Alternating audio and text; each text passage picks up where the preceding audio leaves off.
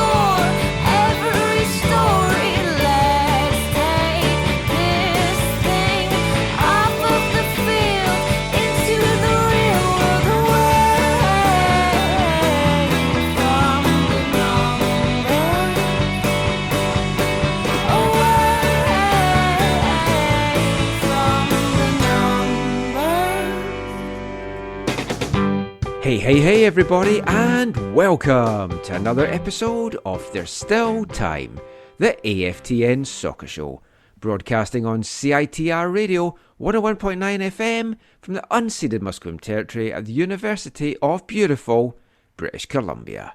I'm Michael McCall. And I'm Zachary Adam Eisenhower.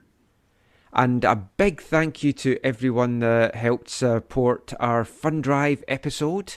It gets aired on CITR Radio on Sunday the 7th, so probably round about the time that this new episode is coming out. So if you're listening to this one, or you're listening to the old one and then this one, there is still time to donate. Just visit citr.ca/donate. Remember to mention AFTN and we'll get all the kudos for your support. Anything from $1 up is going to help the station. They're trying to raise $25,000 just for new equipment, funding, paying some of their staff and training and a load of stuff like that.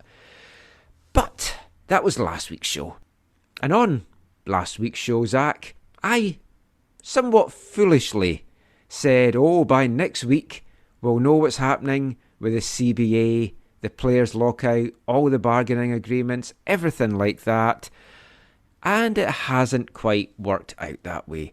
The deadline, the hard deadline that was set by MLS, it was a deadline of their own making, and they're trying to just push things on. But anyway, it was set for Thursday at midnight. Thursday came. We kept hearing that the two parties had been talking to each other for the whole week, but they were still apart on a number of key issues. But then things seemed to get a little bit closer, so MLS extended that deadline by another 24 hours, and lo and behold, on Friday, it looks like a deal may have been done. And I say may have been done because it's been agreed by the two bargaining parties. It's now gone to the players to vote on whether they are accepting it or not.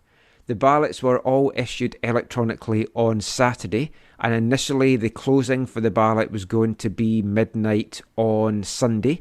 That's now extended, though, until 12 noon, I think it is, Eastern Time.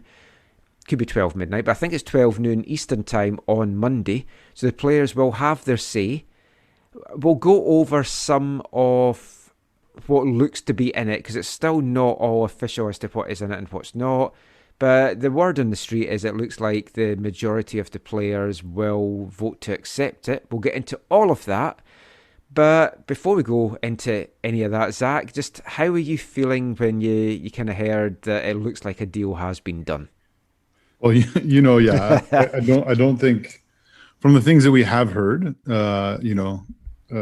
people reporting on Twitter and stuff about what's in the agreement and what's not, I don't feel super great about this for the player side of things. And so I think, like most people are saying, it would be unlikely for it not to get ratified or voted for, or whatever the right word is there. But it feels disappointing. It feels like, if I'm honest, it feels like every other CBA situation where it feels like the players have maybe settled for less than the ideal, which is a part of any negotiation, or often a part of the negotiating. But if every time with them, it feels like they settle for far less than they should. Yeah. And I guess my overall feelings about this are disappointment for the players as a whole. Yeah, I think both you and me have come at it from the players' viewpoint the whole way along. And it was interesting in the build up to the first deadline, and then after this was all agreed. The general consensus from media and just bloggers and various people that have been tweeting out is they wanted the deal to get done and they didn't want the lockout and they were happy that a deal had got done. I think we might be in the minority from that aspect of it, and of feeling a bit disappointed. Now, I'll counter that by saying if the players are happy with the deal and they vote on it, then who gives a shit what we basically say about it? Because it's like, it's up to them. Ultimately, if it's them that it's affecting, it's not affecting us.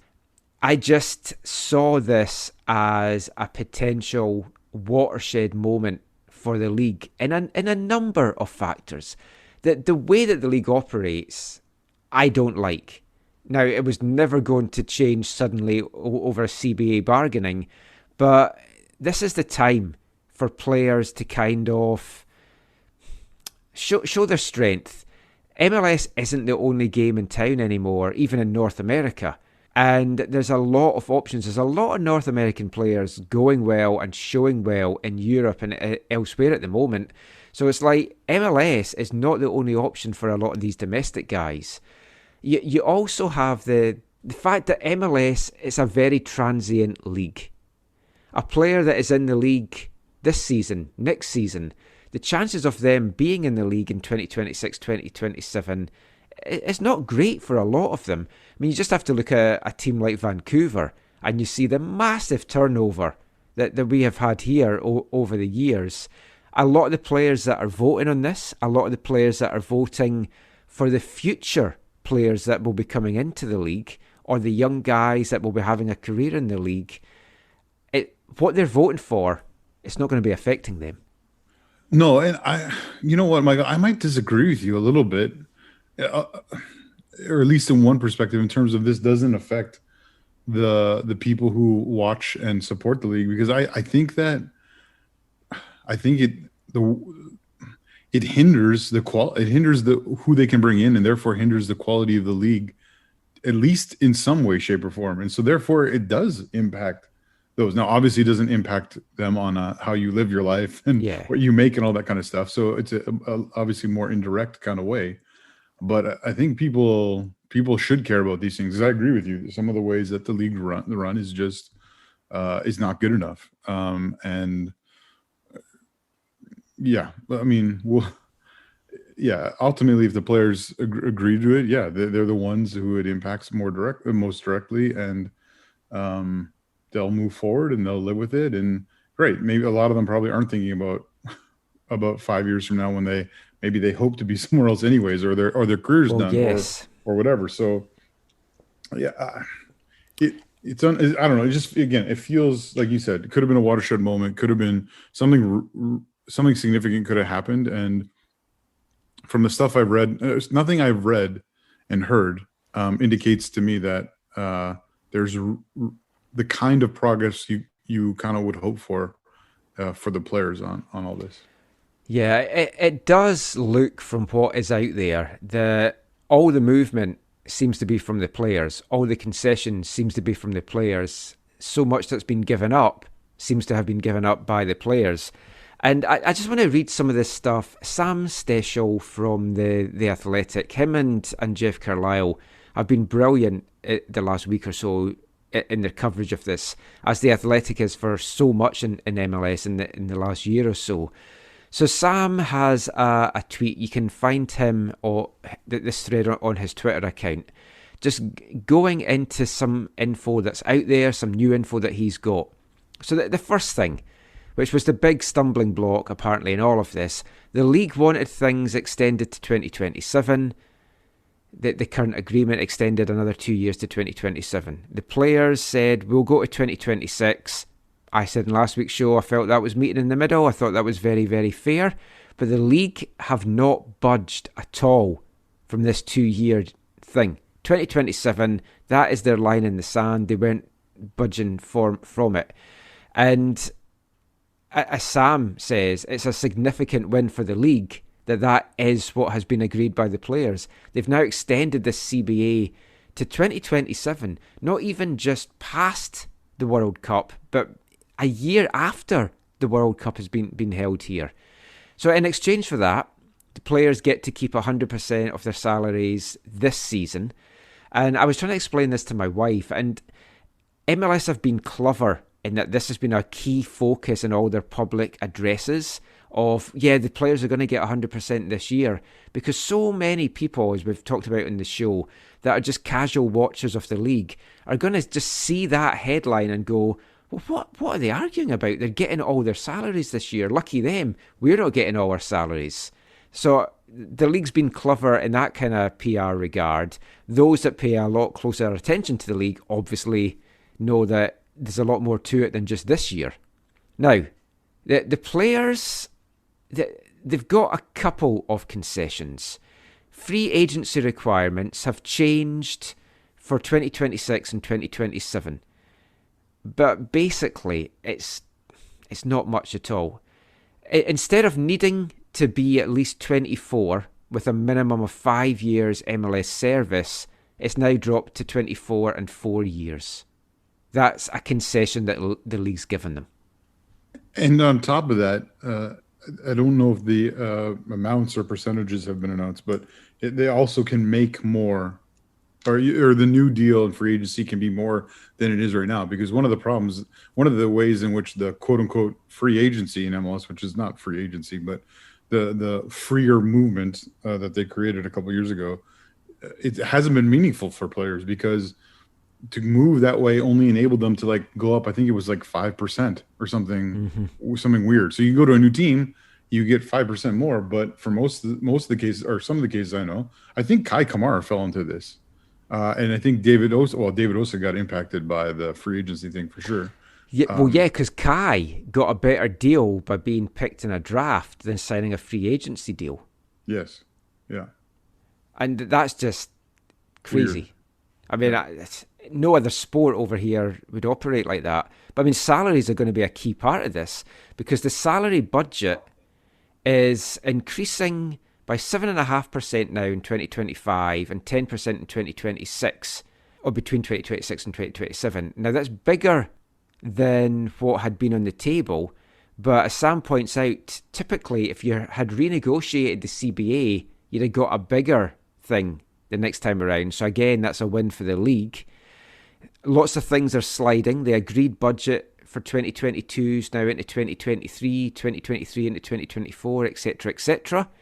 And the number of charter flights that is allowed has also slid. 2022's one goes into 2023, etc., etc. Players are also getting slightly less of a cut in the media rights fees.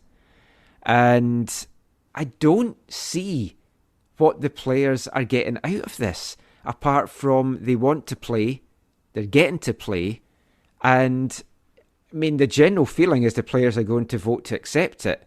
That baffles me. I mean, there might be more that we're not knowing. I'm sure the players' reps will come out and explain why, if it has been accepted. But I don't think this is a given, and I think this could be a lot closer a vote than people are thinking. And that then also makes it difficult, because then you've got a split in the player pool. One thing I haven't read yet, Michael, is there so forgive me if this is very clearly out there, what is required to pass? That I don't know. I don't know if it's a clear 50% or if it's 75%. I'm sure it is out there, but I haven't actually seen it's got to be more than 50%. Yeah, I would think this is a major issue, right? It's got to be normally something like this would be 75, 80%. Something. Exactly. I'm sure it will be above 50. I guess we'll find out on Monday. Sadly, the day that this show comes out, or maybe the day after, we're going to find out that. So, I mean, if there's anything major breaks, we can do a kind of little additional one or an extra podcast for our people. But as I said, I think this was a chance for real change. To me, the league and the owners get the best of this deal. And what I think is a real kick in the teeth is, while the lockout was looming and getting closer and closer, you've got a team like FC Cincinnati who all of a sudden were getting linked with 2 massive moves for designated players. We're talking tens of millions of dollars here. Obscene amounts of money when you could be looking at locking out the players. And no team is going to be doing something like that, looking to bring Pity Martinez maybe back to MLS without being fairly confident that the players are going to be accepting this deal. But even just putting that out there, it was really bad timing. I know the club didn't put it out there and it was leaked by Cincinnati media, but it was horrible to read that when some players are on minimum league wages and they're just battling to try and get a fair share of the pot. I agree with you. That's a little bit awkward. I'm not sure. Yeah, I mean, these teams also have to move forward. Like, things are going to happen, right? Like, so. Yeah. I mean, I said last week it's been pretty quiet. This week, Shundak, like Montreal's been busy. Cincinnati looked pretty busy. So some big money getting splashed about. But the owner, like, more what I'm meaning is the owners have been like pleading poverty. We've lost all this money. This is why we need to renegotiate. Yeah. But I'm just going to go and drop 20 million on bringing a player here. Yeah, I mean, yeah. But that's, I mean, everyone who understands knows that was just not fully true. Even like the $1 billion, right? Like the $1 billion they keep on bringing up from 2020. We know that's like a soundbite, right? Like, yeah, I don't know how they can prove it. I'm not saying they didn't lose money. Don't get me wrong, but unless they're going to show someone their books, which they're never going to do. Mm-hmm. I don't think anyone who follows the league would ever believe that number is like a real number. Yeah, but I mean, it looks like a deal is going to get done. So we're still within the timing that the league wants. So pre-season camps should be getting underway possibly 2 weeks, over 2 weeks. Let me just clarify. What I meant about that number is that number was used from the get-go all around this negotiation. Oh, yes. And yes. That's the whole reason why, because again, it's all sound bites and media play. And when people hear the league lost $1 billion, or, or they hear the league, they hear $1 billion, they hear losses, they know people are going to put that together and be like, wow, they're really hard up and the players should kind of help them out. Yeah. And then watch all these owners now spend an absolute fortune in the coming weeks once this gets ratified. But I mean, if things do get ratified, as I said, training camp will get underway in a couple of weeks. Season will get underway April 3rd. 34-game season. Still a lot of unanswered questions with regards to the Canadian teams. Certainly not looking good from a Vancouver perspective as to playing games at home still. I know some other provinces in Canada seem to be relaxing restrictions round about sport just now, but still ultimately you're looking at a federal issue of crossing the border. All that's still got to be addressed, but at least we're moving forward. We might have a season to talk about. And it has been a little bit busy in Whitecaps land. There's some things to talk about, and also some changes coming in the CONCACAF Champions League. But we're going to look at all of that after this. Hi, I'm Mark Dos Santos, and you're listening to the AFTN Soccer Show.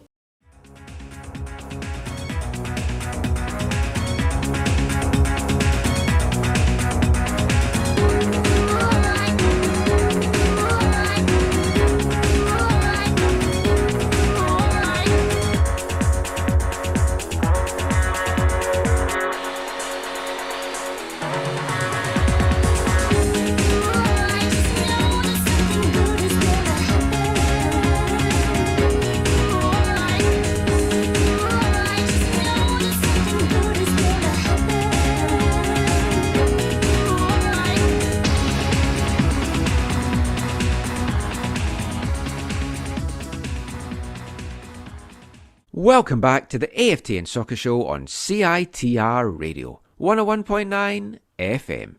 And kicking off this part, it's an oldie, but it's a goodie, from 1992, from their self-titled album, that was Utah Saints, Utah Saints. which I usually play them when we're talking about Real Salt Lake. But no, I was just in a bit of a Kate Bush mood this week for some weird reason. And that was Utah Saints, Something Good, sampling Kate Bush on it. Cracking little track there. But enough of that, let's get into football. Let's get talking about some Whitecaps stuff, because there is some stuff to talk about Whitecaps-wise. Not new signings, not players, not a number 10. In fact, kind of the opposite of that. One of the number 10s that had been linked to them, the Brazilian midfielder, Otavio. He's with Portuguese side Porto just now, and he's renegotiated a new deal with them. It's not a big surprise, because he had kind of come out and said he had no interest in coming to Major League Soccer, so I don't think he was coming here anyway. So it looks like 2 of the first 3 choices are out the window, so at least if they get the CBA ratified, then at least the Whitecaps know there's going to be a season, but it looks like their search for a number 10 is continuing.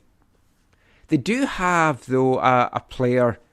He was drafted, but now he's officially on a contract. David Egbo. He is signed with the Whitecaps, and earlier than other draft picks have usually signed. Usually they wait until they've seen them during training camp, even if it's just a week or so. So I think that kind of shows Zach that they do see him as a real prospect. They see him as lots of good potential, and they just want to get him signed up as soon as they can. And I'm very pleased by that, because the stuff that's come out, and the Akron coach as well has come out and basically said that he's one of the top prospects that he's produced from the programme. And when you look at what that programme has produced, that's quite a high accolade. Well, again, hopefully this is a good sign, because you're right. Usually, unless it's already a done generation Adidas deal, which is done ahead of time with the league, usually these things don't get confirmed until at some point during training camp. They come out, the coaches get to see them close up and all that kind of stuff. So I guess you could look at it concerning, like, oh no, they committed to him without having him in camp or whatever. But I think this hopefully will be a positive. Now, it also hopefully might mean they see him as being, maybe it's the backup to Cavani or whatever. We're signing Cavani? Sorry, Cavallini. I'm sorry. God, you got my hopes up there. I thought you were dropping a transfer bomb. He's really old, but he's already scored in the Lower Mainland before at the U20 2007 World Cup, right? He scored it. I'm just going to see how old he actually is now. Oh, he's older, dude. He's got to be at least 34. 33. There you go. And he's 34th year. I'd still take him. Him and Cava up front, the double calves. Double calves. Sure can come up with a better thing than that for them. But yeah, I mean, he does seem a good prospect. So we have to see how he does on the pitch. We have to see how he does at this level. But like, going back to the point you were making there, I mean, MDS has kind of talked about the fact that Cavallini's going to be away a lot. So he needs to have somebody that can step up to the plate. It's a lot of responsibility to put on the shoulders of a young draft pick there. Yeah, so in one sense, it feels, I guess the positive you could see in it is that they have someone, right? So it looks like that's one of the roles he's going to play, so that you have someone. The other side of that coin is he is a player out of college who, like we talked about when he was drafted, you should probably not have high hopes for these players because they typically don't produce very well. Now, he was a first round, he was top 10, there's a better chance, but really the statistics I think show that after like picks 5 or 6, not a lot of players make an impact. It's quite a rarity, but yeah. And it's tougher for strikers as well. I mean, you have to be top quality in this league to really make it. I mean, if you look back to the excitement when we drafted Kakuta and Eric Hurtado, and it's like they never lived up to it. Going before that, Darren Mattix never really lived up to it. Omar Salgado certainly didn't live up to it. So it is tough, and Vancouver seems to be a place, of course, where strikers come to see their goals dry up. But I'm looking forward to seeing what he can do on the pitch. I will reserve all judgment until I find out what his biscuit of choice is, because we haven't been able to ask that yet, but I'm sure we'll find out soon. But he's officially a Whitecap. He's officially on the roster now. He takes up an international spot, but it's okay. because we've got rid of one.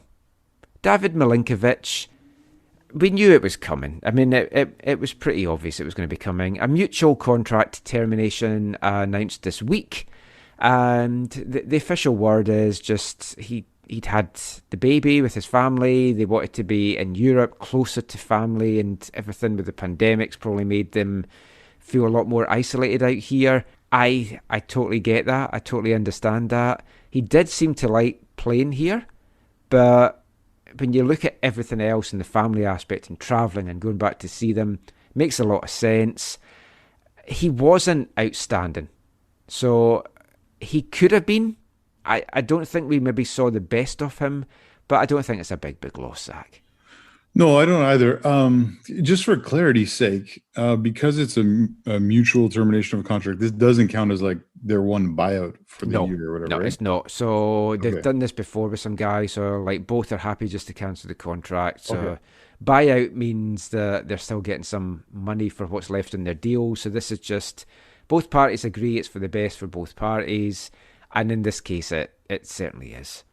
That's pretty much all the kind of transfer news, because there hasn't been a lot happening with the Whitecaps. But as we've talked about endlessly now, it's hard for them to do business just now when you don't know if there's going to be a lockout. You don't know where they're going to be playing. So at least half of that might be addressed by the time that this show comes out. But there has been some internal changes, and we spoke about some of them in last week's show when we sat down for a chat with Andy Rose, who has become the under-19 assistant coach. The man, though, that is going to be the head coach there, which Andy had mentioned in our interview, I don't know how many folk had actually picked up on it, but Nick Dazovic has dropped down from the development squad to be the under-19 head coach.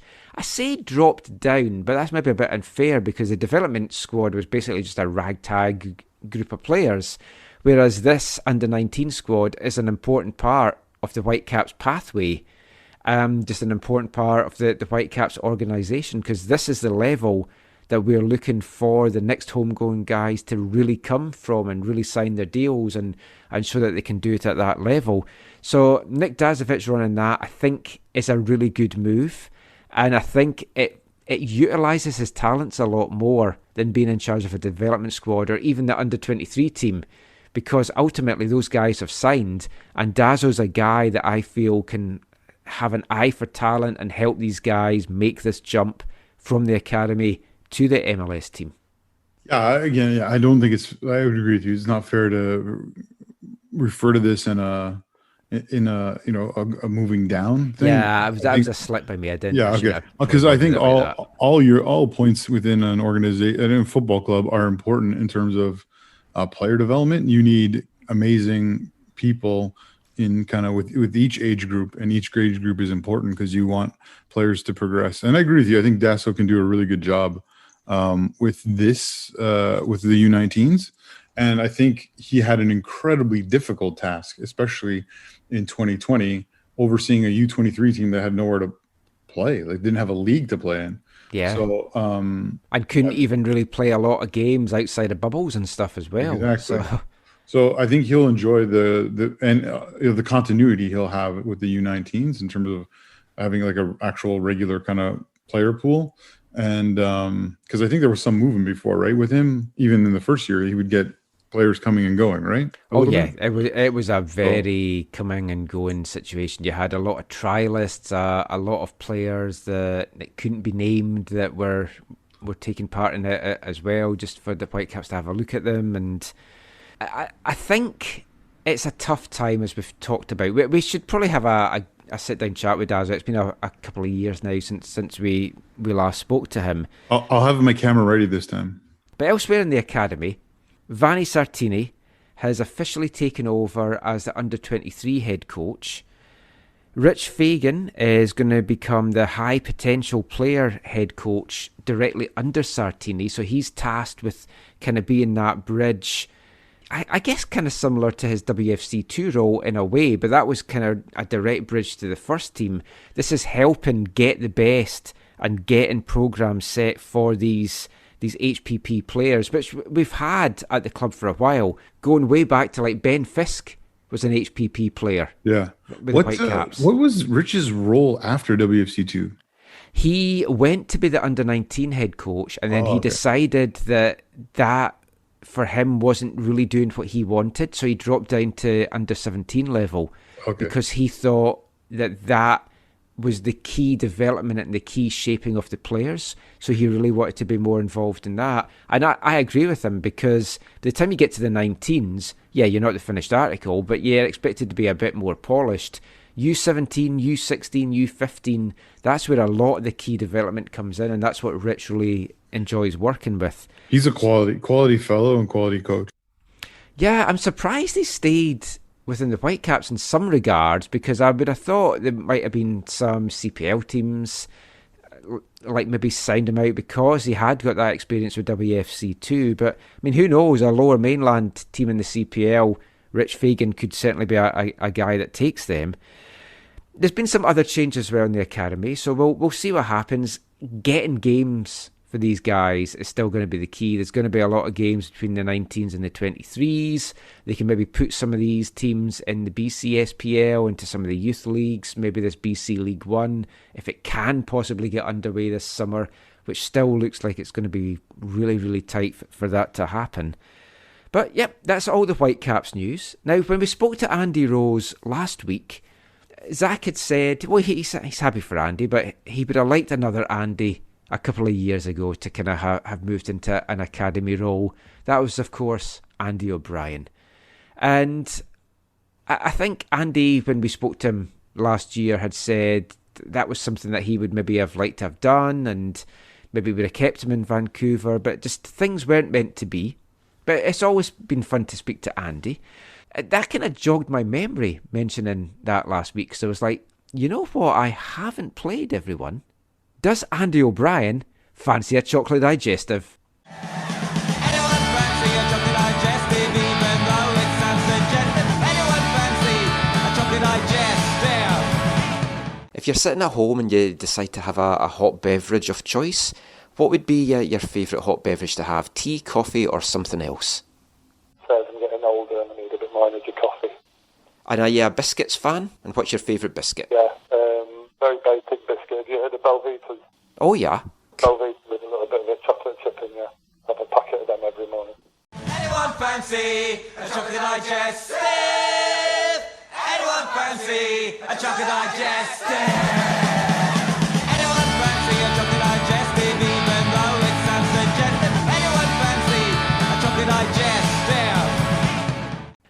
It's been a while. A, hearing from Andy. B, having a chocolate digestive section. So we have to get some more of those done soon. All these new guys that's coming in, whoever our number 10 is from South America, that's going to be the first question, surely, that I have to put to him. And I'm pretty sure he's going to be a chocolate digestive guy. Let's move on. Wait, you're sure a South American number 10 is going to be a chocolate digestive? 100%. I stake my reputation on that. Oh my. Yeah. I think my reputation's pretty long shot anyway. For the rest of this part, I want to have a look at some changes that were announced this week that are going to affect the Whitecaps, but not for a while. The CONCACAF Champions League is changing. The 2023-24 CONCACAF Champions League is going to have a new format. So yeah, it's still quite a bit away, but we're talking 2 years. But the group stage is returning, and it's going to be regionalised. It's going to be played in the fall each year. There's going to be 4 groups of North American clubs, 4 groups of Central American clubs, and 2 groups of Caribbean clubs.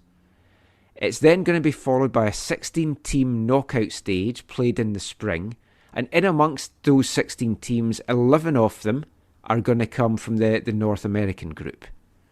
A total of 20 clubs from Canada, the US and Mexico will now qualify for the CONCACAF Champions League group stage. And it's all going to be through performance in domestic leagues and cup competitions. There is though going to be one qualification spot from this Leagues Cup, which sadly is not disappearing. It's hanging around, and I don't actually mind it as much now that there's something at the end result. It's not just the glorified friendlies. You can actually qualify. as horrible as that competition has been in the past, now it actually has some validity. Yeah. So I actually don't mind that, and it's But another how do you get into that thing again? I think it's like, Wasn't it before you have to get chosen or something, or invited, or yeah. If you can tick the boxes of getting a lot of Hispanic viewers on TV, I think that ultimately gets you into it. But so certainly that has to change. I would think so. I think there's going to be set criteria. There's a lot, though, that's still got to get ironed out, because we'll come to how Canadian clubs can qualify in a sec, but the full details for MLS and Mexican club berths they're still to be decided. So there's still a lot to get involved. USL clubs could get an aspect. The USL champion could get a spot in this as well, which I think they should. I think that's fantastic if they do that, and it's long overdue. The 20 clubs from Canada, America, and Mexico, they're going to get drawn into 4 groups of 5. Each club will play a total of 4 group stage matches, 2 at home and 2 away. Following the group stage play, the 4 group winners and the 4 second place finishers qualify for the knockout stage. And then there's going to be a play-in round so that 3 other teams can also qualify for that knockout round. So what does it mean for the Canadian teams? What does it mean for the Whitecaps? Well, 3 Canadian teams are guaranteed a spot in this 20. 2 of them from the CPL. So I don't know what that will be. Will it be the 2 finalists? Will it be the regular season winner and the overall winner? That's still to get decided. For me, I'd like to probably see some reward for being the best team over the regular season, and then reward for winning the championship. Going back to the first season, that would have seen both Cavalry and Forge make it in. And the 3rd Canadian team, which could be a CPL or it could be a MLS team, will qualify as currently from winning the Canadian Championship and lifting the Voyageurs Cup. So that's 3 teams guaranteed, but there could be more. Because Victor Montagliani came out and said that it's an injustice that the 3 MLS teams cannot qualify for the Champions League based on how they do in the league in MLS. You would have had the farcical situation 2 seasons ago, Seattle-Toronto. If Toronto had won the MLS Cup, MLS's representatives would not have been in the CONCACAF Champions League. So the MLS champions would not have been in it. Yes, it would have been absolutely hilarious because it was TFC, but that was absolutely farcical. Montagliani went on to say, you're either an MLS team or you're not. And that I love. And you can just see Don Garber going, oh, no. I want it to be my American teams. But basically now, if a Canadian team wins the Supporters' Shield, wins the MLS Cup, maybe even gets to the final or goes deep in the playoffs, they can qualify, depending on what all the criteria is, for the CONCACAF Champions League through league play. And I just think, oh, this is fantastic. It's long overdue. I'm delighted for it. I wish it was sooner than the 2023-24 CONCACAF Champions League. But well done, Victor Montagliani. Well done, CONCACAF. Yeah, Victor is someone who can get stuff done. Maybe some people, won't like that or won't agree with some stuff, but he gets stuff done, and I think this is just another example of him doing that. I love his quote, his comment on how it's been an injustice that teams from MLS Canadian teams from MLS have not been able to qualify through their league. Yeah, if Cardiff City or Swansea won the EPL, they'd be in the Champions League. FA Cup as well. Exactly. So it's good to see that it sounds like that's going to be rectified. So that's awesome. Really exciting. I like personally, I'm happy that they're changing the format. I felt like these last few years where the Champions League was CONCACAF Champions League was just a knockout tournament from like February on. It was like 4 rounds tops. I felt like I do prefer knockout tournaments, but it was way too short. It needed to be longer. Exactly. It just devalued it to me, and I liked, on the other side of that, I liked how the CONCACAF League enabled more countries and more clubs from around the region to actually get involved and get a taste for it. And yeah, it's been exciting to watch. Yeah, and so, but this is a really, as they continue to try and develop it, to make it better, to improve it, this seems like a nice step in the right direction. And so it's I'm excited for. I mean, this this might be harder for Canadian clubs to get out of their group stage into the knockout round, but I think overall the quality of games is going to be very high in those groups. And yeah, I'm really excited for the Canadian Premier League teams. Really excited that at least two of them are going to be there every year. Like that's such an awesome thing for the league and for their clubs. I mean, can you imagine, which is a reality, Tigres, like Cruz Azul, Monterrey, one of the massive Mexican teams coming to play a game at West Hill Stadium. It's Starlight Stadium, Michael? Starlight Express. Can you imagine that? It's like Tigres flying into a game in Victoria. Well, now that I've seen Tigres play, yeah, I can imagine. But but no, I hear you. Yeah, it is. But I mean, that's one of the fun things about football is those in international club competitions is those unbalanced things where you get to go and play in a different place, or if you're Pacific and you're hosting them, like you support East Fife.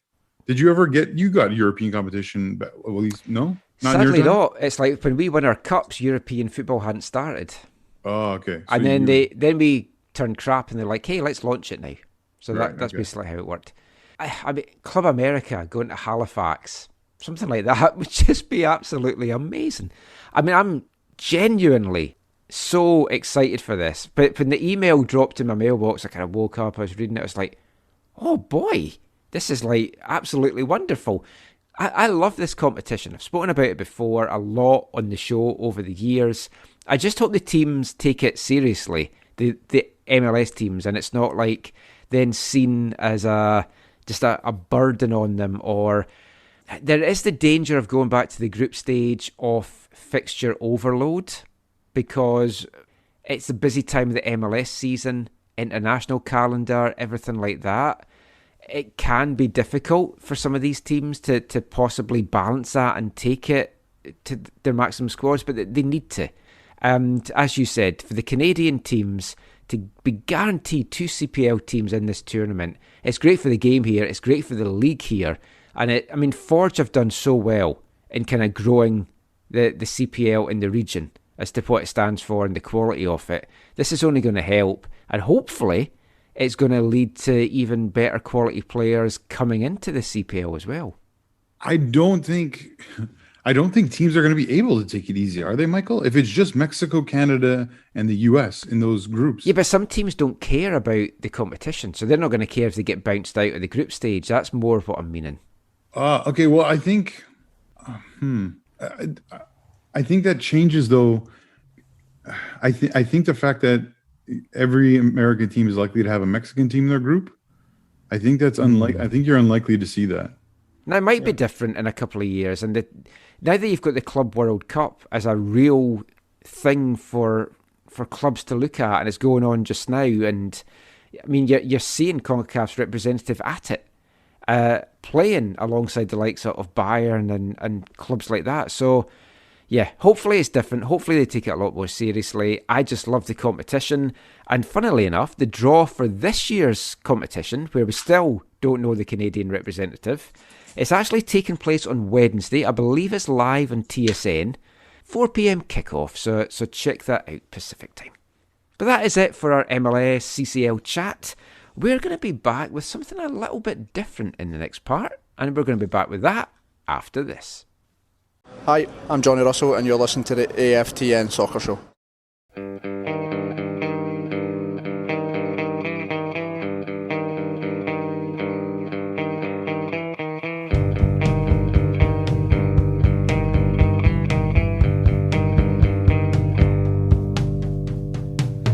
neighbors in the basement sipping on a cola. My friend goes in to see them, but they don't have to be afraid. I go down the stairwell, I stare at the stairwell, I stare at the girl. You just have to be who you are. You just have to be who you are. You just have to be who you are. You just have to be who you are. There's no room for liars. There's no room for liars. There's no need for fire, so I won't have to go outside. No one can believe. No one can believe. No one can believe I'm a voyeur. Welcome back to the AFTN Soccer Show on CITR Radio, 101.9 FM. And kicking off this part, it's our first song from this month's Artist of the Month here at AFTN. I've gone back to one of my all-time favourite bands, a Scottish band, Idlewild. That was from their debut album. The album's called Captain. The song was You Just Have to Be Who You Are. Idlewild was a band I loved. Went to watch them all over the UK. They're celebrating their 25th year this year. And they had a lot of anniversary shows and stuff planned. So that's kind of probably got the kibosh. But they're a great band. They started off really sort of shouty, really punky, as you hear from that song there. And then as their career went on, they got more mellow, got into more kind of almost folk music. So we're going to kind of play a broad spectrum of their songs this month. So you can let me know what you think of them if you haven't seen them before. And fun fact, or at least fun fact to me, Idlewild were the first band I ever saw in Vancouver. They were supporting Placebo at the Commodore, and I was there with my lovely wife Caitlin before we were married. But let's keep the musical theme going, because I'm going to be bringing you this episode's Wavelength a little bit earlier, and it's also a little bit different, because not only are we going to play the song for you, but we're actually going to speak to the guy that's behind the song as well. And even the song is a little bit different from a lot of the songs that I play in our Wavelength section. Regular listeners will know a lot of them are punk songs, but this is not. It's a very evocative song. I think it conjures up a lot of emotions as a football fan. And yeah, it might mean a little bit more for somebody from myself back in Scotland, because it's a Scottish singer-songwriter, Raymond Weir. His band, the Eisenhowers, a Glasgow-based band. And this is a song from their third album, Judge a Man, by the company he keeps. It just came out in January. This is the last track on the album. It's also the first single to be released from the album. And I'll tell you a little bit more about the song once you hear it, but let's just hear it just now. It's described by the band as a love letter to Scottish football. This is 3 o'clock on a Saturday.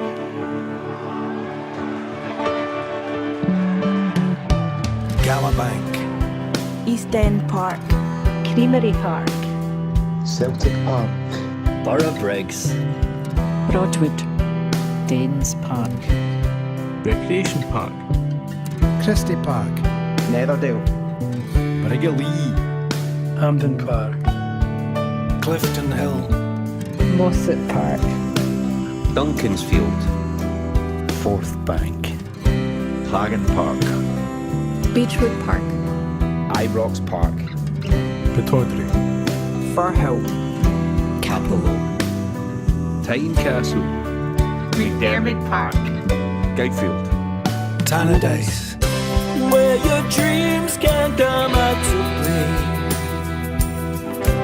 and where hope is the key. At 3 o'clock on a Saturday, that's where we'll be. Will it be imagined it. Will they make new memories? At 3 o'clock on a Saturday, that's when we'll see. Dunderley, Balmoor, Victoria Park, Lynx Park, Fir Park, Newlands Field, Prestonfield, Balefield, Glebe Park, Harmsworth Park, Rugby Park, Buckleview, Harlaw Park, Stair Park, Princess Royal Park, Canny Pier, Guy's Meadow, Somerset Park, Bellsdale Park, McKessock Park, New Tinto Park, Grant Street, Bayview, Easter Road, Where your dreams can come back to play, and where hope is the key.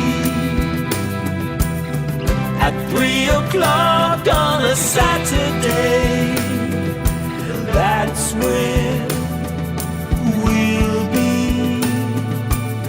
Will it be like we imagined it? Will they make new memories? At 3 o'clock on a Saturday, that's when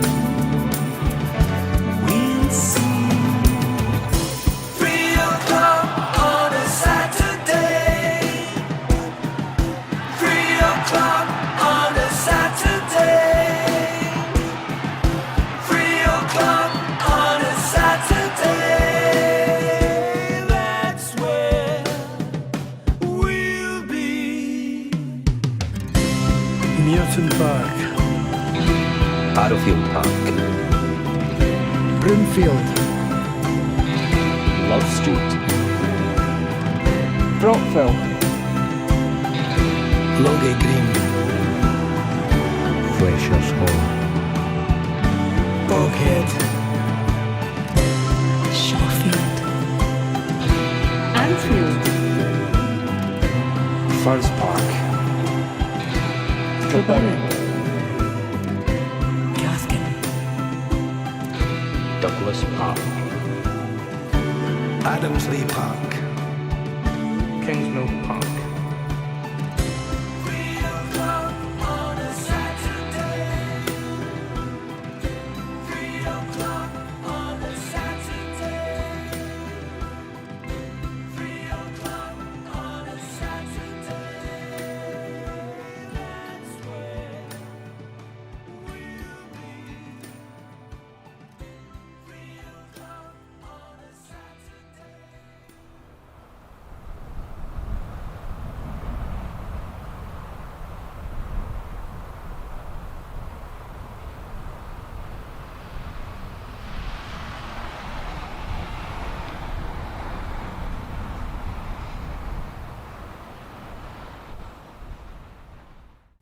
The Eisenhowers there, 3 o'clock on a Saturday. A song that means so much more at this time of the lockdown, where going to watch your team on a Saturday has been taken away from all of us, really, at the moment. Most places around the world, you still can't go to watch games. It's been a long time, coming up for a year since we got to see some games in person here at BC Place. Scotland, East Fife's not been able to have any fans in attendance since March either. Some of the other teams were able to get some in. So that was just a love letter to the Scottish game, just talking about how much the routine of going to the games on a Saturday means to people. It's part of their life. You get to see people at these games that you maybe don't see any other time during the week. And there's people that you just know to nod to at the football. You don't know their names, but you have chats with them maybe every week. And it's an important part of our culture. It's just an important part. If you're a football fan, it's just an important part of your life. And for a fan of a lower league team, 3 o'clock on a Saturday is your time. That's when your game kicks off. Forget all this 12:30 on a Sunday afternoon nonsense. It's 3 o'clock on a Saturday. And that's a special time. And we all want to get that time back whether it's in Vancouver, whether it's in somewhere else in Canada or North America, or back in Scotland. But when I first heard that song, I fell in love with it right away, and I thought, I need to know more about it, I need to talk to the man behind it. So that's exactly what I've done this weekend. So please welcome now onto the show, singer-songwriter of the Eisenhowers, the man behind that beautiful song. Welcome, Raymond Weir. Thanks for having me on, Michael. It's a pleasure to be here. Thank you so much for doing this. We're going to just get into the song in a sec, but before we start that, we had a little bit of chat before we were recording, but we've got to talk about football support. We discussed, I'm an East Fife fan, a Vancouver Whitecaps fan. You're going to be on both of our podcasts, and I was asking you who you supported, and there's no team as such, so tell us about your love of football. I guess the love of football, if you grew up in the west of Scotland, it's almost compulsory for a wee guy to get into football and to be introduced to football. So at various times through teenage years, at one point I might have thought I was a Celtic supporter for a while, then I might have thought I was like a Hibs supporter or a Dundee United supporter. But I realised that I didn't really feel passionate about any particular team. I just enjoyed football. And I think, as we were saying before we started the podcast, I think the thing that motivates me as a football fan, as far as, getting worked up about results and stuff, is that I like to see underdogs winning. I like to see, in Scottish football, in one sense, it's pretty boring because essentially it's two teams that are way ahead of everyone else. And it's been even worse the last 10 years or so, where Rangers been off the scene. It's been a monopoly. And that gets really dull. And I like the idea. I mean, I've been very fortunate in the last 4 or 5 years. I've been to Hampden to see different teams winning the cup. I saw Inverness winning the cup. I saw Hearts winning the cup. I saw St Johnstone winning the cup. That was actually Celtic Park. And it's great to see so-called provincial teams coming up now and again and winning trophies. That's the thing that gets me excited, rather than following any particular team. Apart from the Scottish national team, I get quite worked up about Scotland. And obviously it's very exciting at the moment because we've qualified for a tournament for the first time in 22 years. My son Liam was actually born in 1998, and I was actually in France for that World Cup. I went over for a week, and it was short. I was about 2 weeks before Liam was born. I was over, and they tried to get to the Scotland-Norway game at Bordeaux, but the town was overrun by Scots, and I had no chance of getting a ticket. But just being there for the experience was fantastic.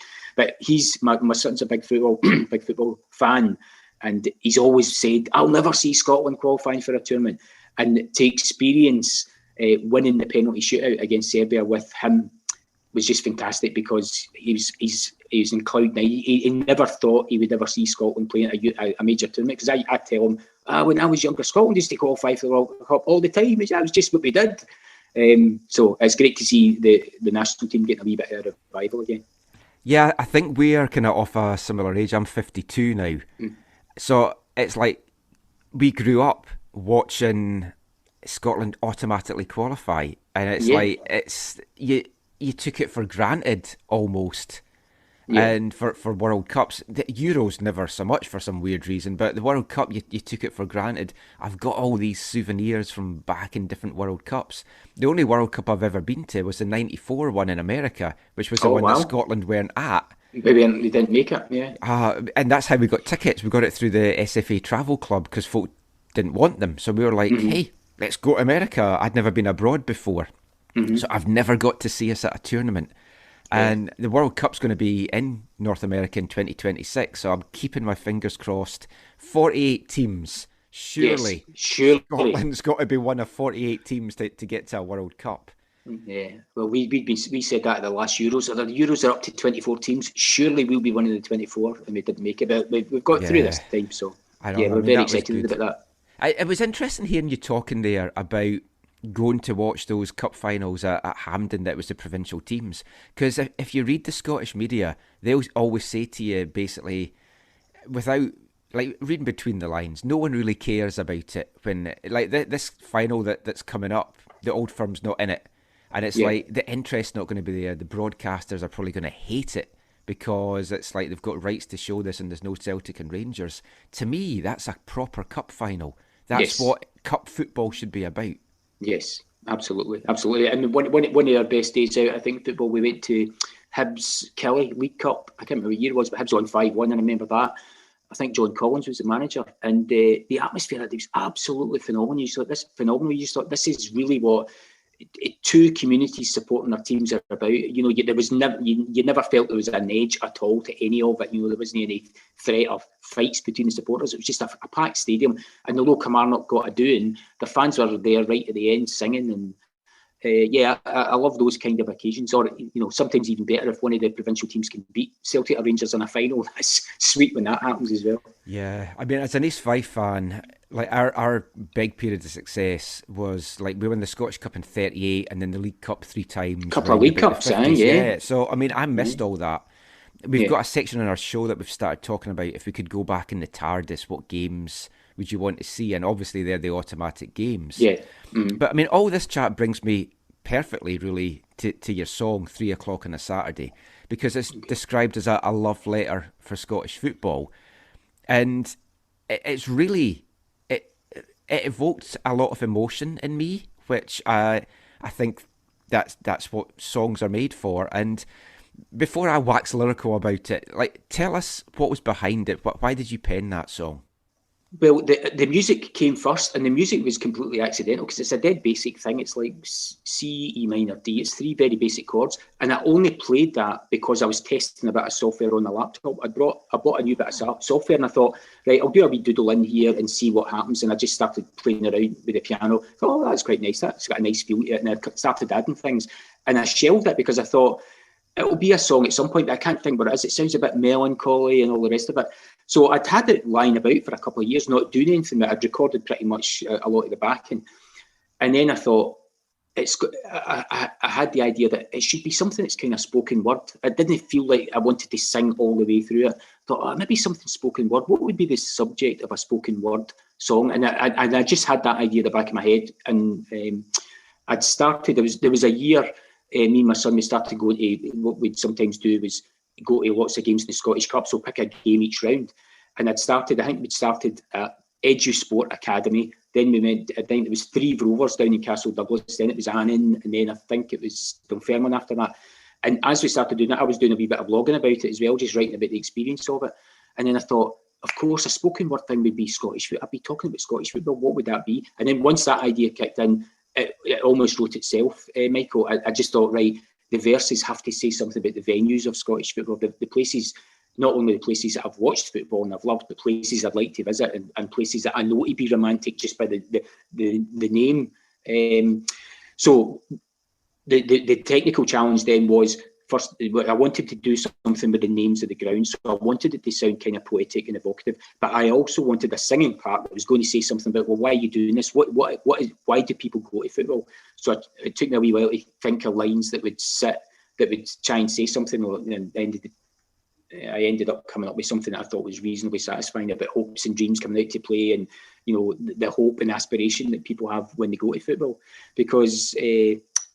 People, there's all sorts of reasons why people go. They go, you know, sometimes they go for the high farce and the comedy, but there's a lot of boredom that goes with it as well. I've been to games where I've been bored at my skill for, and then a dog runs across the park, and that's the highlight of the day. But that's all part of the football experience. Once I got the idea that I wanted, we were going to use the names of the stadia, I just thought, right. All I need to do now is come up with some words that will be sung that will explain the idea why we're rhyming off the names of all these football grounds. It was a very big technical exercise getting all those people to record it, and then to try and get it to sit together in the track and moving it by a fraction of a second to sit on the beat and all this kind of stuff. That was a big challenge getting all that done, but I think it worked out pretty well. I certainly did.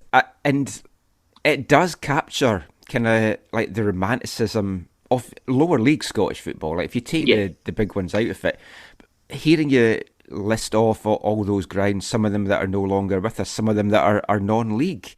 Well, I don't know if you notice it, the ones that are no longer with us are all left for the last verse. That was the point of as the song faded out, I wanted the echoes of Brockville and Broomfield and Love Street to fade out. That was the.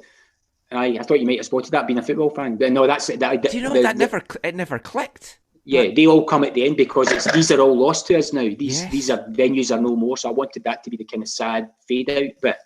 So, yeah. I mean, a couple of things that struck me about it and like how it captures like lower league Scottish football, non-league Scottish football is, But when you're listing all those things, and like Bayview gets a mention for East Fife, it's like proper football ground names. It's not like you couldn't do a song like that and it'd be like... You couldn't say the Tony Macaroni Stadium. Yeah. And like I didn't want to name any. I didn't want to use any sponsor stadium. I have nothing against clubs if they need the money and if they need a sponsor for the stadium, that's fine. But I didn't want to advertise, in the song. I wanted the proper names of old school stadiums. I think that's what makes it, because like over here, there's hardly anything. Actually, the Whitecaps probably play at one of the only unbranded stadiums, but that's been a government issue that the government own it, and there's been things like that. So they play at a place called BC Place for British Columbia, but everyone else is like the Mercedes-Benz Stadium.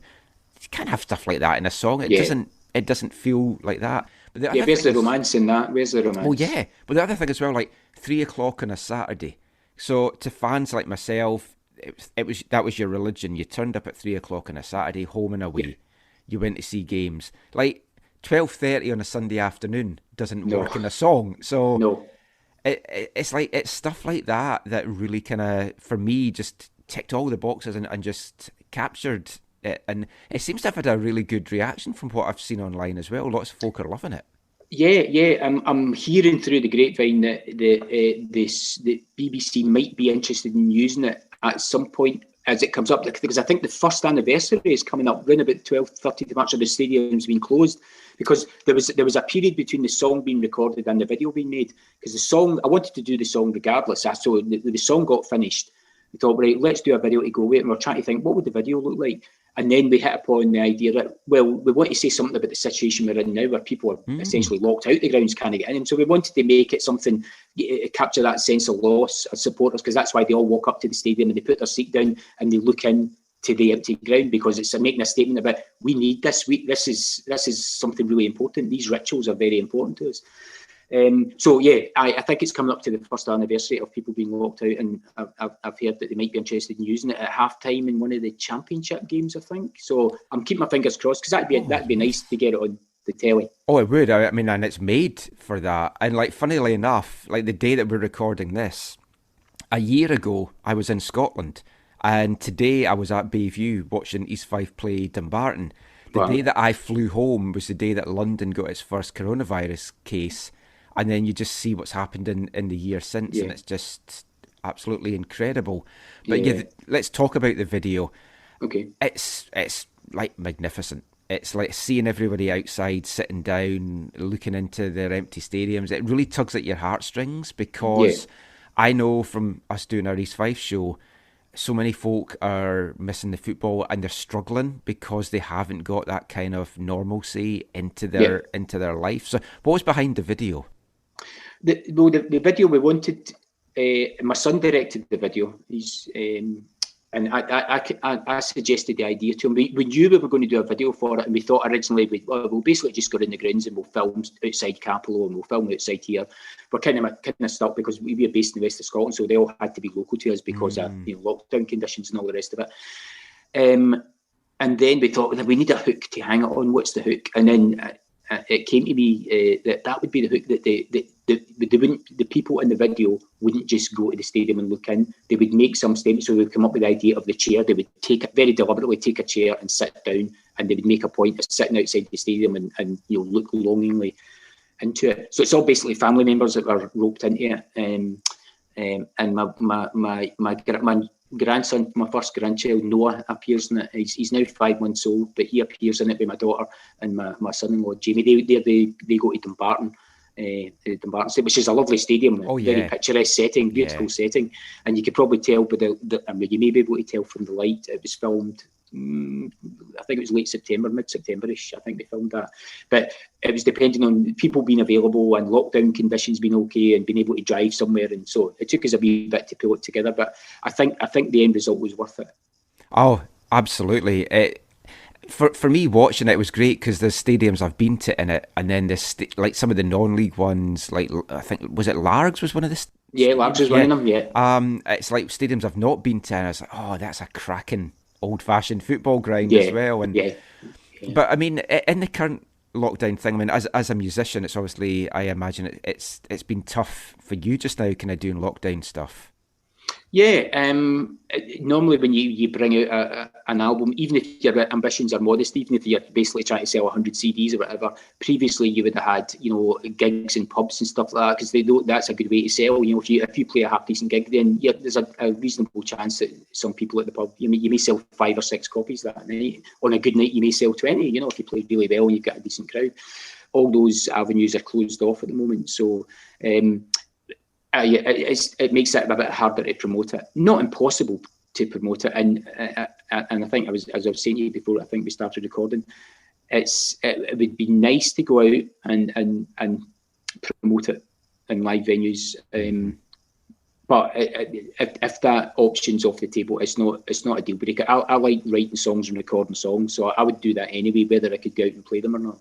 It would be nice to have the option, but if the option's not there, I still do it anyway. So. Well, I mean, just to round things off, let's quick chat about your actual musical career, because this is under the band the Eisenhowers, which I noticed from your Bandcamp, you say it's more like a collective than a band per se. But it's the 3rd album by the band. It's available on Bandcamp. Judge a Man by the company he keeps, and I listened to the whole album. I actually listened to some of the stuff on the other ones as well, and songs are so different from each other as well, and captures a lot of the music that I loved growing up, the kind of sound of it, like Elvis Costello, Squeeze, XTC, that kind of stuff. So, I mean, tell us a little bit about the musical career and the band that you've had up to now. Okay, I've been in lots of bands, and all, it's various points been flirting with bits of success. But going back to I mean, it's similar to we were talking about not supporting a football team. I think one of the reasons that the Eisenhowers albums have got different influences on it is because I personally love all kinds of music, and I wanted the freedom to write songs. And if this one sounds a bit like Steely Dan, or this one sounds a bit like David Bowie, or this, I'm happy with that. I don't want to say, well, it's a band template, because I've played in bands before where there's kind of band template, and the guitarist has to do his thing and the bass player has to do his thing.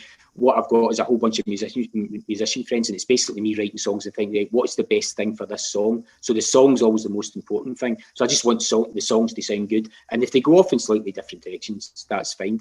But it's kind of indulgent. The last band I was in, there was a band called Gum. I was in maybe about 26, 28, 29, 2010, and about then.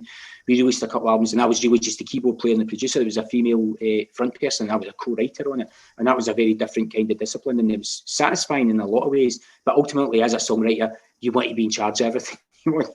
You want to direct the traffic. So this is my it's a kind of, I suppose, a vanity project or a hobby project. I just record lots of stuff, and from time to time put out albums. So there'll be another.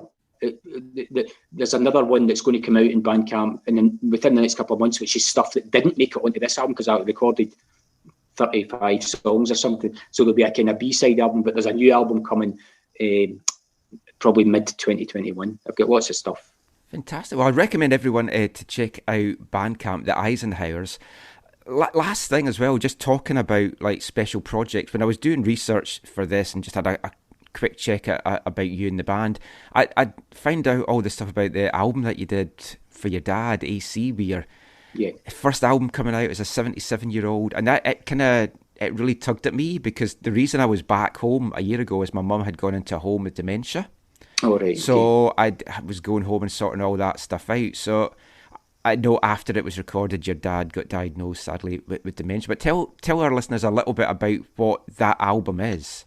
It's probably my favourite bit of music ever to work on, was to work on an album with my dad's songs. And it was one of these kind of eureka moments, because my dad was one of these, he's still alive, although he's got dementia.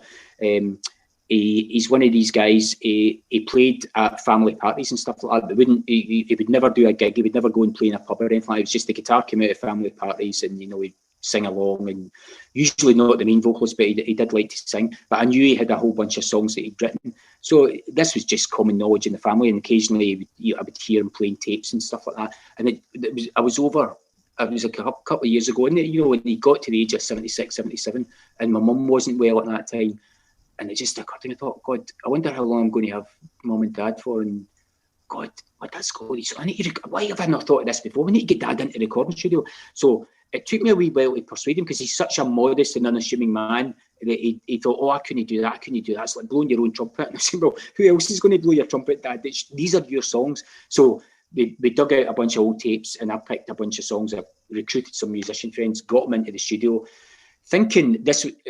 My dad's idea was, we'll just have maybe 10 or 20 CDs that we can give out to members of the family, and that would have been fine. But once we'd recorded it, I started thinking, these songs are really good, and the production and everything's really good. It's well put together. I knew it was good. It was a decent quality product. So I emailed a couple of record companies, Scottish record companies, saying, look, here's a project. My dad's just been diagnosed with dementia. These songs have been written over a period of about 50 years. They've now been recorded properly in a recording studio. I think it's an interesting story in and of itself, but I think the material's good. Andy's my dad. If you're interested, here's my blah, blah, blah address. And within a couple of days, Green Tracks Records, a Scottish record label, emailed me back and said, love it, lovely stuff. We want to put this out. And my dad got an album out at the age of 77. I got on, me and my brother went on Radio Scotland to talk about it. Got a feature in, it was either the Record or the Mirror, I can't remember, one of the Scottish newspapers did a feature on it, and he got airplay. But perhaps the greatest moment of the whole thing, I was in town, I was in the centre of Glasgow one day doing some shopping, and I went into HMV Records, and I thought, oh, look in the HMV, look at the Scottish section, and there in the Scottish section was my dad's album. So I took a picture of it and sent it to him and said, Dad, your album's in HMV. And I went to see him that night, and his face, he just had a huge smile on his face the whole time.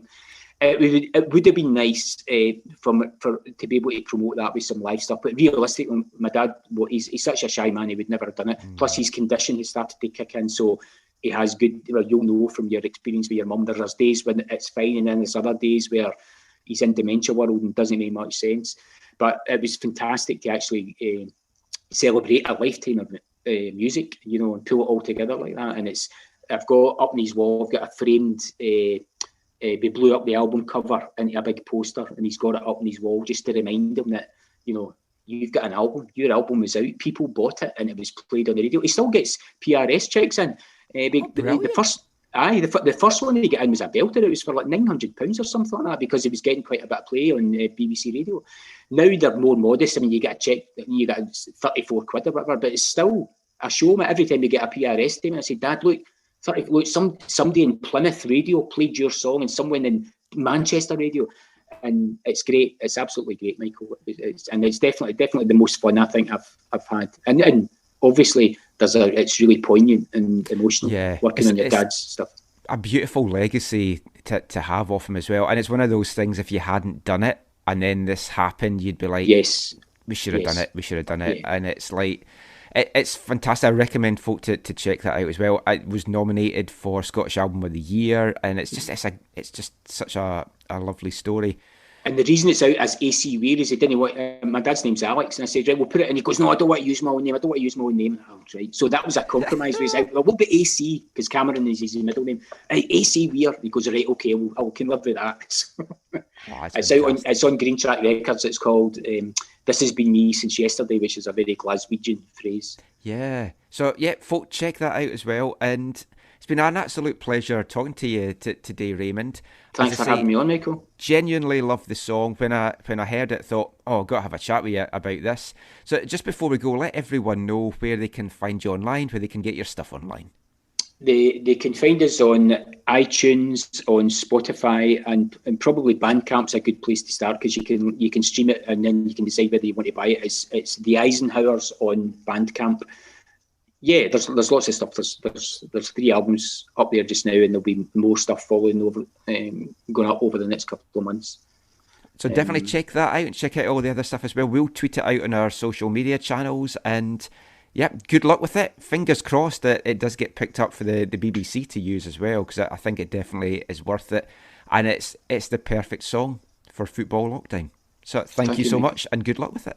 No, thank you, Michael.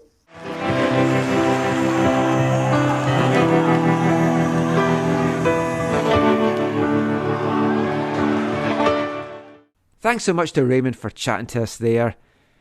I really enjoyed that chat, explaining what was behind the song and just having a general chat about football and what it means to both of us.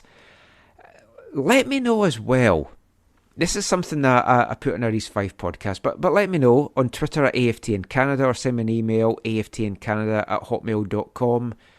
What are you missing most from being at the football? Is it the games? Is it just the atmosphere? Is it the pre-game, the post-match ritual, just meeting up with friends? What is it that you are most looking forward to once we're able to get back to games? What about you, Zach? I mean, what are you most looking forward to once we get back to some games? Yeah, I mean, we've talked about this before and during the pandemic and stuff, but it's the people, the people you support with, the people you stand with, the people you create displays with. Those are the people you want to hang out with. The players. There's some of the stadium staff, or you miss them. Don't know what some of them are up to in the midst of all this, but I think that's what I missed the most. Recently, it's been nice. I've done a Zoom call or two with a couple of people that I haven't seen, and I mean, over the pandemic, I've seen some people when we were allowed to see people, but it's the relationships. It is, and it's like just talking about that song there. It's like when you're a football fan, you've got your ritual, you've got your routine. And I think for a lot of people in somewhere like Scotland, because you can travel easier, you can go home and away, it's like you've suddenly had that big thing ripped out of your life. And there has been a lot of folk, I mean, we've talked about it on our East 5 show, that's been struggling, fans, players, media as well, just with having that taken away. And hopefully things will return soon, and hopefully we will get fans back in attendance soon. Yep, fingers crossed. But that is it for this part. We're going to be talking more about actual football in the next part, and we're going to be turning our attentions closer to home, back in Canada, Canadian Premier League, and we'll be back with all of that, and we'll be announcing our competition winner after this.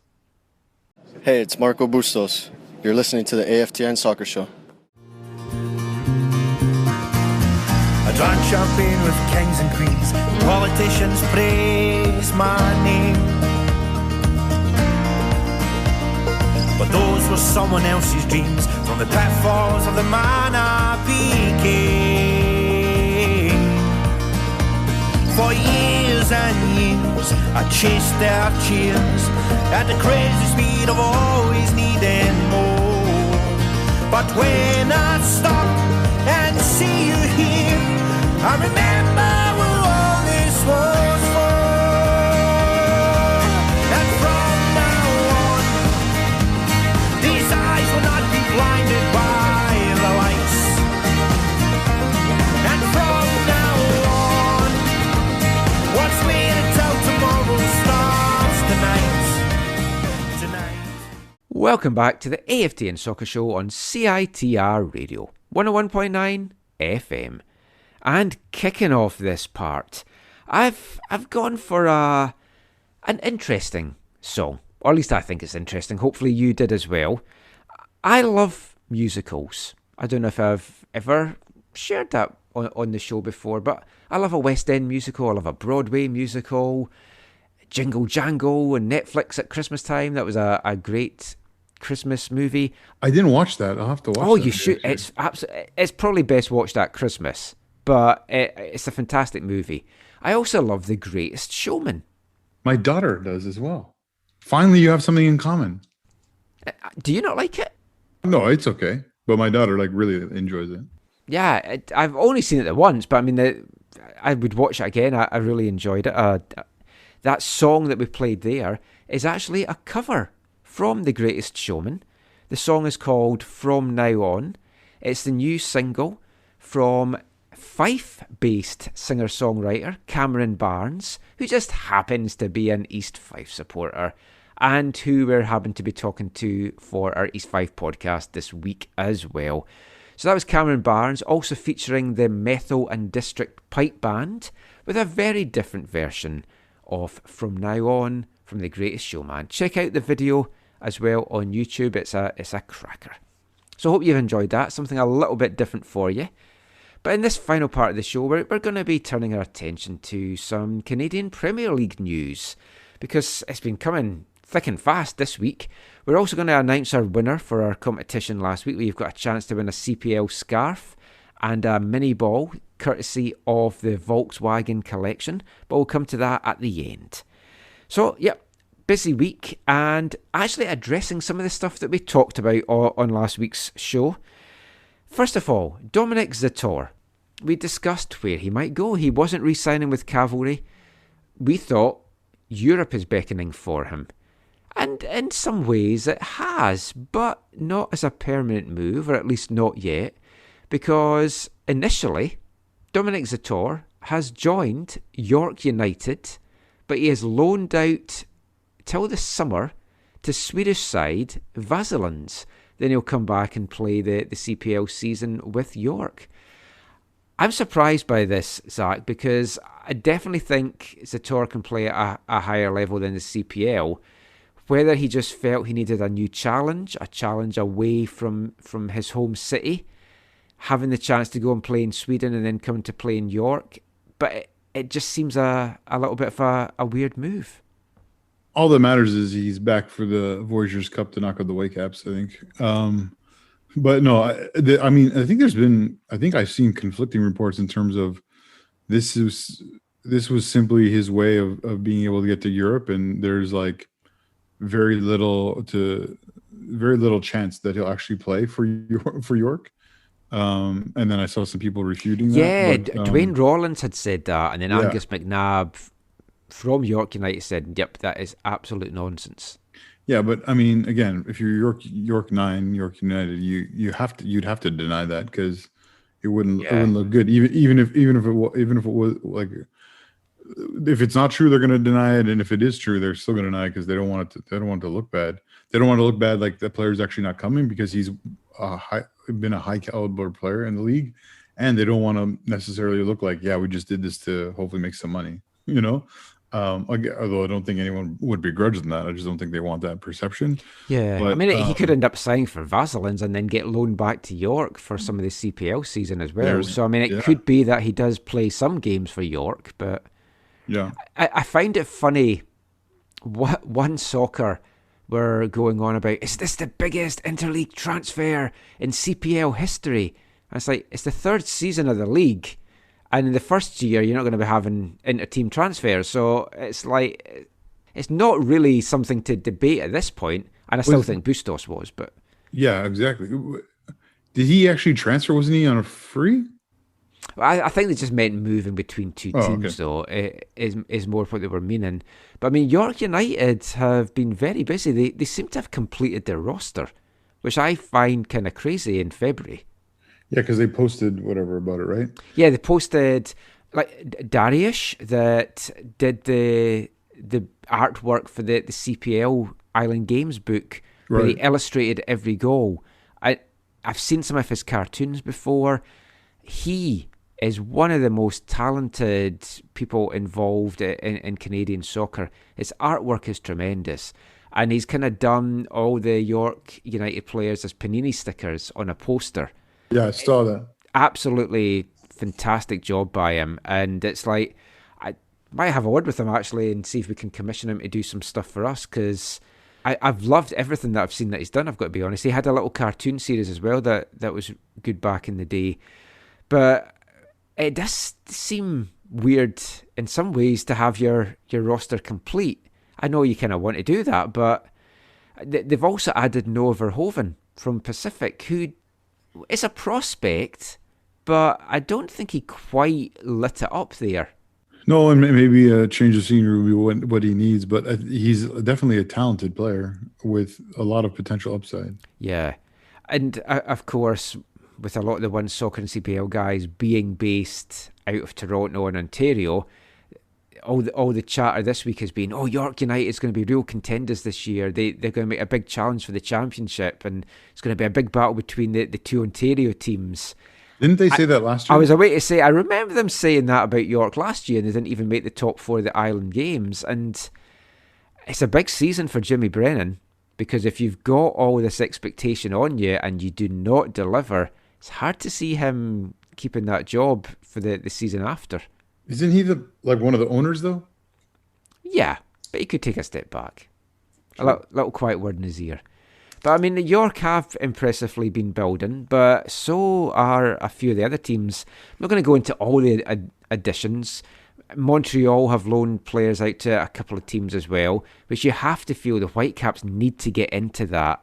They need to. I know we had Fashioneri loaned to Ottawa last year, but if it is looking like it's going to be tough for the under-23 team to be getting games, we've got to get these guys loaned out, and the CPL is the perfect place for them to ply their trade, learn the game, get development under some very good coaches.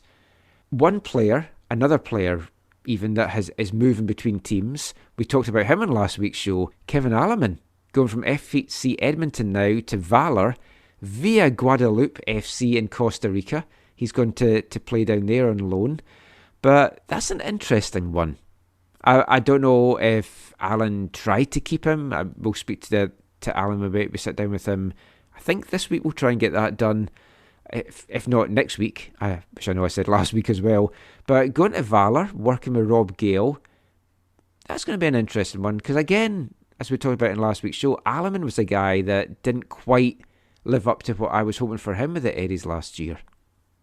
No, and again, we talked about how the shortened season and all that, I think, also played a factor in addition to just the pandemic life in general. But yeah, it'll be interesting to see what Robert Gale can get out of him, because he is a player who has some talent and has some experience and should be able to make an impression in the league. And he didn't do that in 7 games last year. So yeah, I hope he's one of those guys who he was one of those young up and coming players that, for Voyageurs, there was this struggle over him maybe playing for Costa Rica over Canada, and he was one of them we fought for and got, and he hasn't continued to develop the way on the trajectory he was on when he was younger. And so I think the hope for Gale and others is to get him back to that.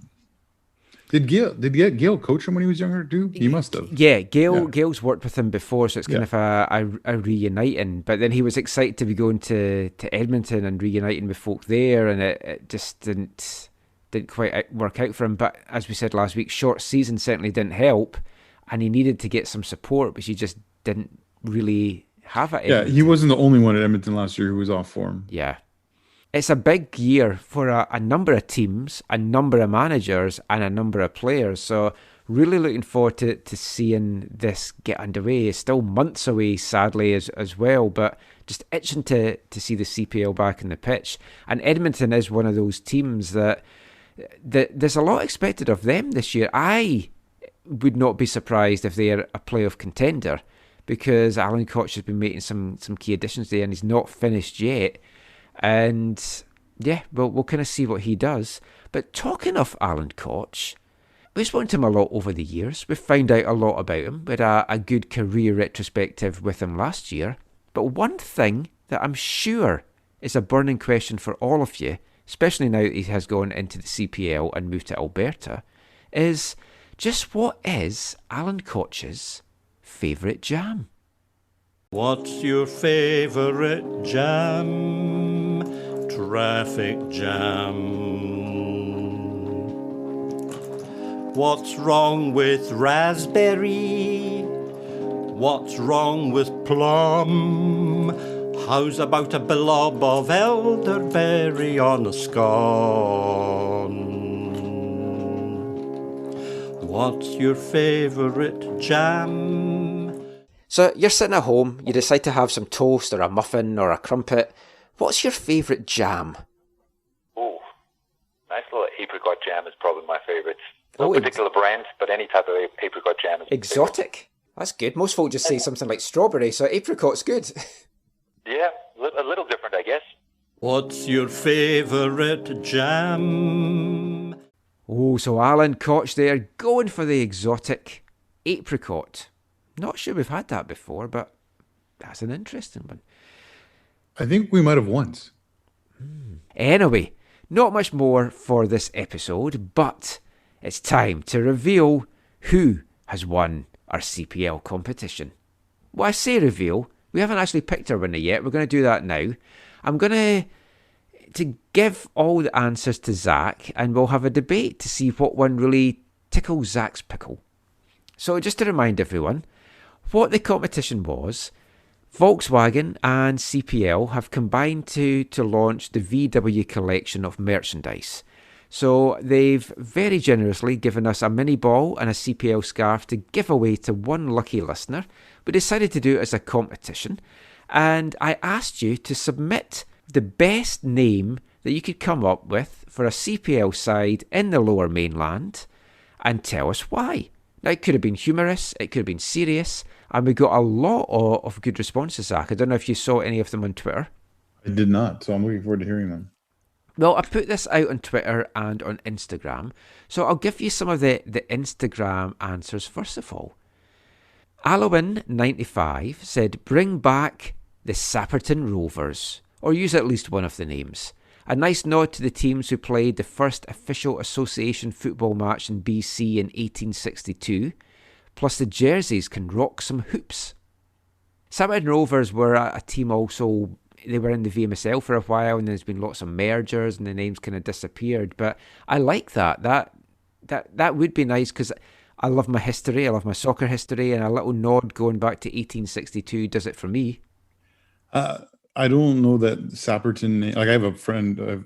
We have some friends who live off a street called Sapperton, but I don't know that the name would be meaningful enough to like as the primary name. And then my bigger concern about that name is, I think there might be another club in the area that uses the term Rovers. I'm not sure, but that might Sapperton TSS Rovers maybe. Not that I'm pushing for them to get in and get the commentary gig, but anyway, moving on. Another name I like here from Aussie04, Burnaby Ravens FC, with a black and purple home kit, a white, silver and red away kit, and a First Nations designed Raven logo. I think that would actually be pretty stunning. It could look good. Rob Hodkinson 604 says Mount Pleasant Lebowski's, play at Dude Chilling Park, bowling-inspired kits. Yeah, interesting. I actually did see some of these now that I remember. So moving on to our Twitter ones now. Cody Glasspool, he says Lynn Creek Riptides, or the Langley Mafia. Steve Kavanagh says Lulu FC, playing in Richmond or Queensborough, they'd wear bright canary yellow kits, we could call them the Lemons. Fully Aroused, he says Fraser United. Maybe there's like, if we count hard enough, there's nine parts that make up the Fraser area, and so we could go Fraser 9 or Fraser 9 United, and have maybe a striped uniform just to unite. Or one of the uniforms could have like a map of the region on it. Even better. Our good friend and my first podcast wife, Pierce Lang, he says Burnaby City FC. They already have a stadium. Call them the Black Crows. Have you seen the murders flying east at dusk? Wow. Yes, I see them every day and it is terrifying. Also, he says the chants would write themselves. And you also have BCFC, which would be an easy thing to chant.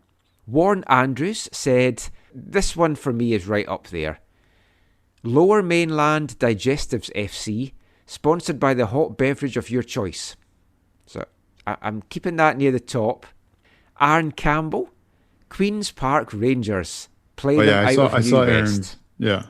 Now that's clever name, but he's lost me at Rangers, so sadly, Aaron, you can't win the competition for that.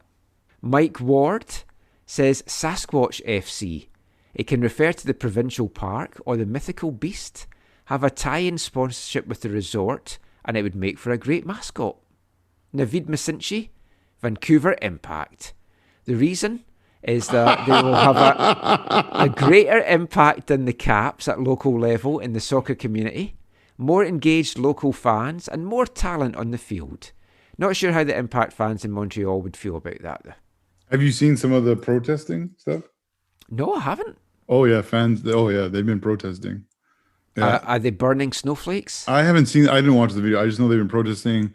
I know they've reached out to other supporters across Canada to see if they would support them and stuff. And yeah, like this is not like, this is like some of the old established people as well as the new. So it's interesting. Mike Victoria Gunner says Tennis Borussia Vancouver, TIVA for short. With a nearly 150-year history of the tennis and football in the city, the immigrated German community wanted to join their loves by creating a sports club. The sports club evolved into TIVA FC, where they competed on VMSL and now CPL. They Tennis Borussia Berlin, I think it is. They continue to have, because Schalke almost surpassed them. They continue to have the longest streak without a victory in the Bundesliga. Oh, wow. I forget the number. I think it's in the high 20s or early 30s. That's nothing. You need to look at Fort William. They went 2.5 seasons without a victory. Yeah, well, this is high level football, Michael. So the highest. You said the Highland League's not. It's got high in the title. They actually were happy that Schalke didn't break their record, because they kind of like cherish it. It's like a badge of honor now. A few more here. Logan Krupa says the Squamish Screamers. Wonderful just for the alliteration, and I do love me some alliteration. Which is also then good for Fort McMurray FC Edmonton supporters, who said the Langley Longshoremen. That's actually something I could definitely see the CPL coming up with. There's no like shore in Langley for. I suppose that then. I like this one, and I've got to say this is right actually high up for me. I might have this as the winner, but we'll see. M Peach, Golden Ears FC. Identifiable landmark for a good part of Surrey Langley, whilst distinct from the city. So I like the ring of that, and I think there's a lot of things you could do with it. Marcalampi, Sunshine Coast Mariners, sounds like a legit soccer club, without the FC SC United moniker. Think Queen's Park Rangers, Central Coast Mariners, and you could get fire. Crow and Cat says Sockeye SC. The mighty Fraser that runs through the lower mainland is the biggest producer of sockeye salmon in the world. These fish are powerful and cool. Use SC instead of FC just for the alliteration again. See, it's not just me that loves this alliteration. Fort McMurray FC Edmonton supporters also suggested Burnaby Wanderers. Turn Wanderers into the Rough Riders of the CPL. And finally, Brookwood FC. He said mainland Metros or Metro United initially. The lower mainland is all united by various transit route. Mainlanders talk so much about daily traffic, and the sponsorship is a car company, so that's a bonus. But then he slept on it overnight and then came up with Valley United, Timberwolves FC or Cascade FC. Jersey colours should be a deep blue representing the bodies of water throughout the mainland, and a forest green representing the abundant greenery in the mainland. Quite like Cascade FC, Zach. That's them all. Does any of them grab you? As someone that wants to be really involved in the supporters for this team, what one of those names, if any of them, jump out at you? None of them do I really gravitate to or would be passionate about from the get-go, but I think the one that helps, having a microphone. Yeah, sorry. The one that I think is the Golden Ears. I think that's you got the bridge, you got the park, I think it's the park or whatever. Yeah, the provincial park. I think that's not a bad one. That would probably in your contest, that would be the one I would vote for. Excellent. That was the one that I liked as well. So we're going to go with that. So M Peach, you're our winner. He's on Twitter at M Peach. Get in touch. We'll message you as well on Twitter. Give us your address. We'll pass it on to the CPL and they will send you your prize pack. So congratulations and thank you for everyone for entering. That was a bit of fun. I think we'll have another competition and giveaway soon. But that is it for this episode of the show. We hope you've enjoyed it. As always, just before we go, Zach, let everyone know where they can find you online. You can find me occasionally perusing Michael's tweets on Twitter at Zachary AM. I'm Michael McCall. You can find me online looking at alliteration websites. They're fantastic. Even with the www, it does it right there. World Wide Web. But you can also find me on Twitter at AFTN Canada. Read our stuff away from the numbers, aftn.ca. give us a follow on Instagram at AFTN Soccer, and please like, subscribe and give a thumbs up to our YouTube channel, youtube.com/AFTN Canada. Hopefully we will be back with some videos on that soon. I still have to get our quiz night organised. It is still on, we just have to get round to doing it. But that is it for this week's show. Next week we'll know for certain what's happening with the players, but it looks like the season's back underway for MLS. It's going to get underway in April. Players should be back at training grounds this month. Let's hope they get everything ratified, and let's hope they've got what they wanted from it and are happy. But until next time, thanks for listening, take care, and mon the Caps.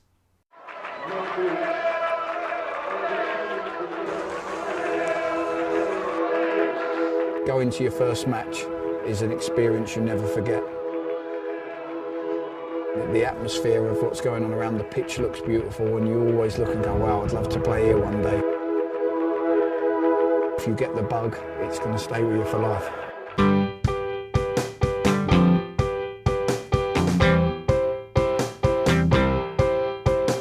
10 minutes left, yeah, but there's still some time.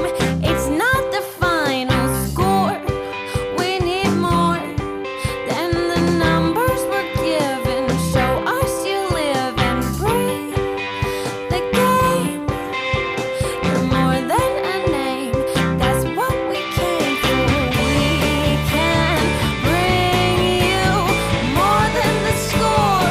Every story, let's take this thing off of the field into the real world, away